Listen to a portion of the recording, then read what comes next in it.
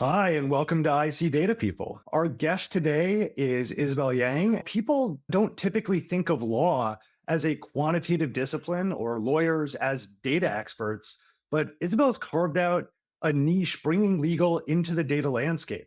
Isabel's company, Arbilex, provides a marketplace for litigation finance data. So, Isabel, thank you for joining us on IC Data People. Thank you for having me, and thank you for including me in this exclusive club of data people. Very privileged to be here. Thrilled to have you. And so, given that you've got this background as both a lawyer and a statistician, I'd love to know how that gives you a unique perspective on the data industry. Yeah, so that actually makes me a weird lawyer and a weird data scientist because within lawyers, the data science driven lens automatically would put me in this category of lawyers call ourselves as legal realists. And, and it's a philosophy in law that basically says the prophecies of what the court would do in fact and nothing more pretentious is actually what we should think of as the law. Obviously, there are different philosophies within lawyers. I think that judges decide based on inherent reasons, right thing to do.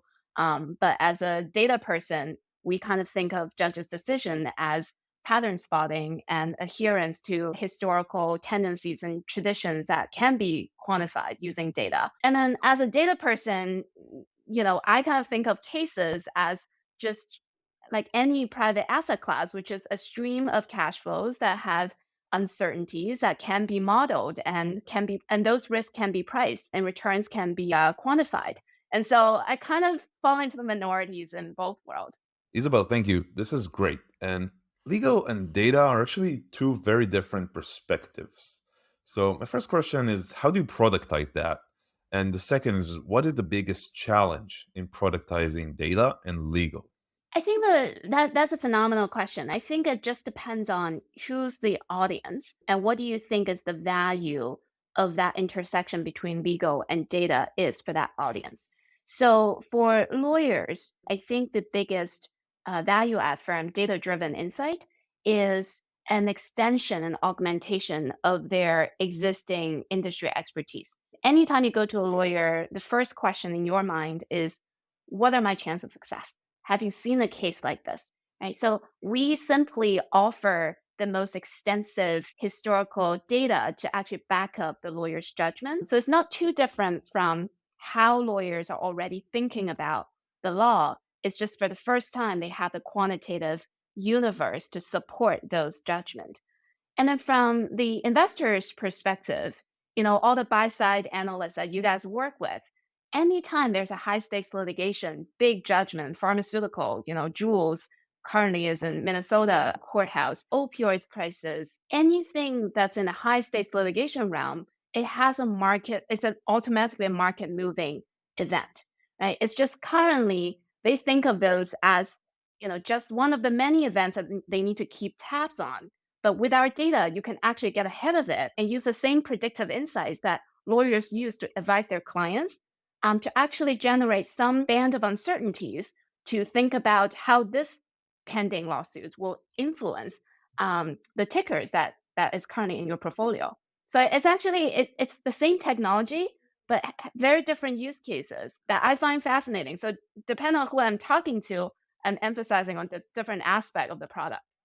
Isabel, you alluded to the buy side use cases for legal data, and both Omri and I spent a lot of time talking to folks on the buy side on trying to sell them data. And one of the things that I think is a unique thing about the data world is price discovery is really challenging. And so I'm curious, how do you think data insights should be priced, and are they priced differently for the legal market versus the investor market?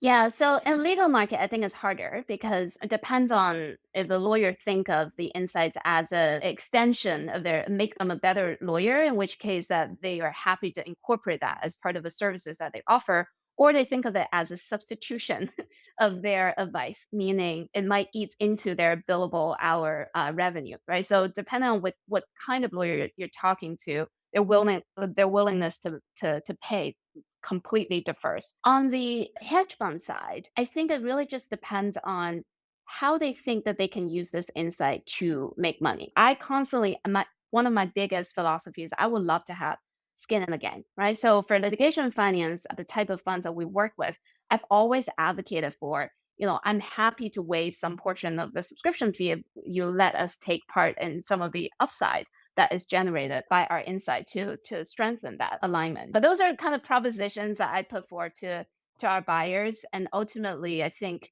it has a lot to do with the individuals, investors thinking like like how unique the insights are and what frequency will they need that insight to generate profit. So the more recurring the use case will be, the more likely justify a high subscription model. If it's a more sort of one-off using it to underwrite particular investment, then I think they think of it as part of the closing fees, the transaction fees, and it probably steer more towards a success fee driven pricing model. To drive deeper into the success that you talked about, and I think it's very easy right now at this moment in time for asset managers to imagine credit card transaction, how it's correlated to the actual revenue of the companies that they're invested in. But how would you describe as the most powerful insight you've seen from your data? Yeah, so one thing that I always start my presentation to audiences that don't really think of litigation have any investment angle is litigation finance is the most sort of uncorrelated asset class that can generate consistent returns regardless of what the financial market does, right? So I remember we built this equal weight pseudo index fund to see if we have $1 that invested sort of equal weight across all the cases in our data set, without any sort of stock picking or case picking ability, and kind of juxtapose that with the same period S&P performance. And what we realized is the correlation with S&P is 0.06. And over a 20-year period, the annualized returns is 35%. So that was just like because I've heard of this idea, this is the uncorrelated asset class, but when I actually put this to the model and built this model portfolio, it was like instantly like how is that possible? And I think the reason is when you're dealing with litigation, the average win rate is very high, because most people don't go to court for fun. Right? Everybody, when they interact with the court, is typically because they have been wrong. There's a real case, real injustice that they want to go through the trouble of hiring a lawyer to actually petition, have their day in court. And so that gives this asset class like a baseline level of success rate. And so when you have an asset class that have that high level of average success, that's when like diversification really comes into play. Right? So even just with constructing a simple index fund will give you that level of consistent return. So I thought that was super powerful. And I think partially kind of explain my commitment to just kind of explaining to investors like how good the returns are for this asset class could be going forward. All right, and let's twist this around. What is your most controversial opinion? I think I've said since 2019 that I believe litigation finance is a multi-trillion dollar asset class. And I know many LPs or private investors or asset managers who have been in the space for a while would think that, oh, this is, this asset class is like a niche cottage industry, the capacity that you will reach capacity very soon. And I think the reason that we are my opinion is so different from like general assessment of litigation finance and its capacity is because I think the existing underwriting doesn't really use any data and automated strategy. And so when the transaction cost is so high, it's very difficult for capital to be deployed efficiently and at scale. And so I think litigation finance asset class is a multi-trillion dollar asset class with an asterisk if we use data-driven underwriting as a mainstream way of underwriting litigation-related risk, then I think litigation finance can truly scale to multi-trillion dollar potential. So one final question for you. Where do you expect the data world to be in 5 years? What's the biggest change that you expect to see in the next 5 years? Yeah, I think so I've been in the data science world for many years. When I first joined, I always thought that, oh, the alpha comes from modeling, right? Like if you hire very smart data scientists and model different ways, clever ways, you'll find like unobvious patterns, and that's how you generate alpha.